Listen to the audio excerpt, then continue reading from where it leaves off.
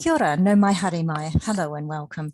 This is Deborah McMahon talking astrology with you. And today we're talking about the astrological forecast for the week starting on 18 July 2022. Let's get started.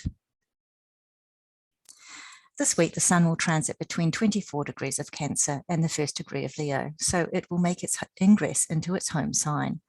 This means it's birthday week for our late Cancers and early Leos, so happy solar return to you. Each week, the moon zips through about a quarter of the zodiac. This week, she transits through parts of Pisces, all of Aries and Taurus, and parts of Gemini. These are the key aspects that have taken my attention this week. We start the week with just one planet in dignity, and that's Saturn, which is retrograding in through Aquarius. But later in the week, we will have a dignity shift for the sun. On Monday, the sun perfects its trine with Neptune at 25 degrees of Cancer and Pisces. And later on Monday, Venus makes her ingress into Cancer. Just as we move into Wednesday, Mercury makes its ingress into Leo. And later on Wednesday, we see the sun perfect in opposition with Pluto from Cancer to Capricorn. On Saturday, the sun makes its ingress into Leo, experiencing a significant change in dignity. On Sunday, we have Mercury connecting with Jupiter by trine, and we finish the week with Jupiter at 8 degrees and 41 arc minutes of Aries, hardly moving at all now, anticipating that retrograde station at the end of the month. So here are the charts. Again, this is set in New Zealand time, so if you live outside of New Zealand, you might find that these transits perfect a few hours differently according to your time zone. You can convert these for your part of the world if you like, but they will be approximately right. The ascendant, midheaven, and house placements won't be relevant to you unless you live in the same part of the world as me. But wherever you are in the world, the planets will still be in these signs and degrees and in the same relationship with each other. We're seeing just one planet in dignity here, which is Saturn retrograding in Aquarius. In the astrology I practice, Saturn is equally at home in Aquarius as well as Capricorn. Each planet has two home signs or domiciles, with the exception of the luminaries. So Saturn will be very able to be Saturn in Aquarius. We spoke last week of Saturn, so much of this will be familiar to you. The planet signifies boundaries, limits, foundations, austerity, maturity, taking the long-term view, and valuing that which comes from hard work or discipline. And when in Aquarius, this can express itself through our ideas about how groups and society ought to be. Aquarius is a progressive sign and can enjoy holding views outside of traditional authority on an issue. But it is also egalitarian, and what Aquarius wants for itself, it also wants for us all. So you can look to the house in your chart associated with Aquarius to get an idea about which area of your life is being influenced by this transiting Saturn. For example, if Aquarius is in the 4th house in your astrology, then it will be influencing home, roots, and family. Or if Aquarius relates to the 5th house in your astrology chart, then transiting Saturn will be influencing your creativity, entertainment, or your attitudes towards children.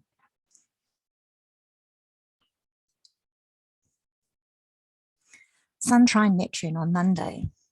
This is a sweet aspect that invites us to kick back and chill, which admittedly could be a bit difficult to do on a work day.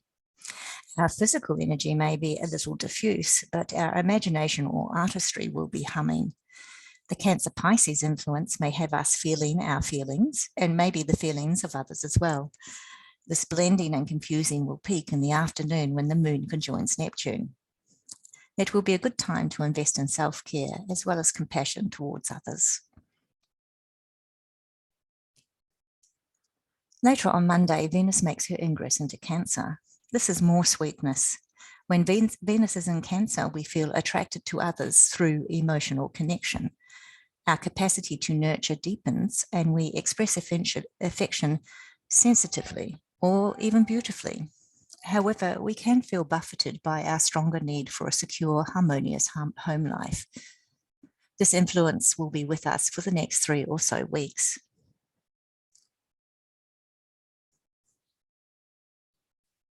Mercury makes its ingress into Leo on Wednesday, and this brings a boost of confidence.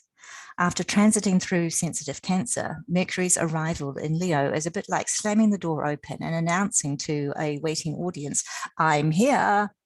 Self-expressive, creative Leo is a fun place for our communicator planet to be in. And if your work or play involves performance or creative communication, this could be an easy time for you. A Sun-Pluto opposition on Wednesday. This could bring a challenge to our power, or it's a chance to flex our own muscles. Our want to have control over our own lives might be heightened. However, we may need to watch that we don't head down a self-destructive path. With Pluto in Capricorn, it's possible our struggle is with our boss or some other figure of authority. Or our reputation at large may be on the line. At its best, this transit can bring a minor catharsis, allowing a deeper self to be glimpsed. Sun ingress Leo on Saturday. The sun gives us our sense of self, and it is a source of our vitality and creativity. Just like the hearth fire is the center of the home, the sun is the light around which we structure our personality. And it moves into its own sign of Leo. We can experience a boost of confidence and energy. The hearth fire shines brightly. This is a significant change of dignity for the sun that we can all enjoy for the next 4 weeks or so. It's much easier now for us to operate from the heart, and friendships may feature more prominently. Mercury trine Jupiter on Sunday. One of the interesting things about this transit is that Jupiter is nearing its retrograde station. So our greater benefit is intensifying its themes of expansion and optimism through the qualities of Aries, which is about courage, speed, and immediacy. And an intensified greater benefit in a bona fide trine with Mercury in Leo signifies bold, confident, creative self-expression. This is talk the talk and walk the walk energy. It's brash, it's confident, it's brave, and it's out there. We finished the week with Jupiter at 8 degrees and 41 arc minutes of Aries. Jupiter is moving very, very slowly now as it approaches its station point next week before moving into retrograde motion. As a planet slows, its significations intensify, a good thing when we're talking about the lucky planet. Jupiter in Aries brings courage and an instinct to act now, be in the moment, and take a risk because we have faith in our actions. Now, if you have a planet or angle in your astrology chart near to 8 degrees of Aries, or interacting with that point by aspect, such as by opposition in Libra, or by square in Cancer or Capricorn, or by trine in Leo or Sagittarius, then this could be a very interesting time for you. You have an added influence at play.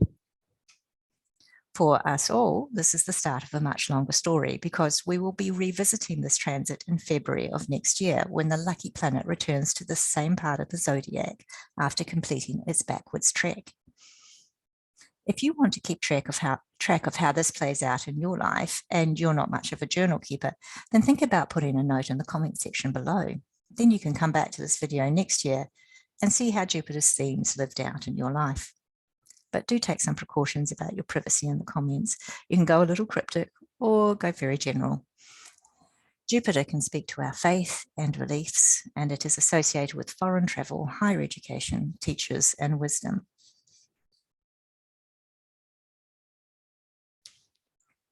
Well, I hope you enjoyed this and thank you for your time.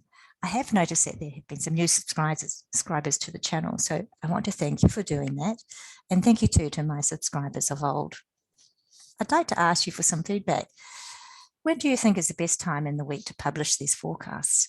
Currently, I'm aiming for Friday, the week prior. Do you want to watch this sort of material in the weekend prior?